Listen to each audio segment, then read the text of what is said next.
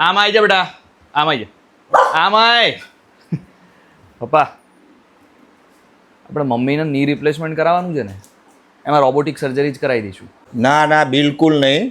ગમે એમ તો કહેવાય મશીન, એમાં મજા ના આવે બેટા. એમાં શું મજા ના આવે, આપણે મજા લેવાની છે.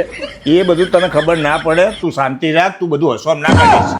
શાંતિ રાખ નહીં પપ્પા, હું તમને સિમ્પલ એક્ઝામ્પલ આપીને સમજાવું. તમારું સિલાઈ મશીન છે એ જાતે ચાલે છે, તમે ચલાવો છો ને.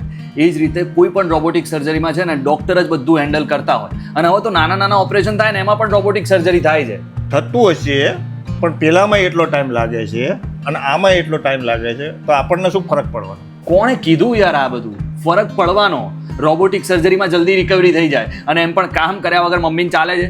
નથી ચાલતું ને, તો પછી મમ્મી માટે ટ્રીટમેન્ટ જરૂરી છે પપ્પા. હા, તો તારી મમ્મીને રોબોટિક ઓપરેશન જ કરાવીશું. પણ આ બધી તને ક્યાંથી ખબર પડી બેટા? મને આ બધી ખબર પડી ટ્રીટમેન્ટ જરૂરી હે પેજ પરથી. એટલે તમે પણ અત્યારે જ ટ્રીટમેન્ટ જરૂરી હે પેજને ફોલો કરી દો.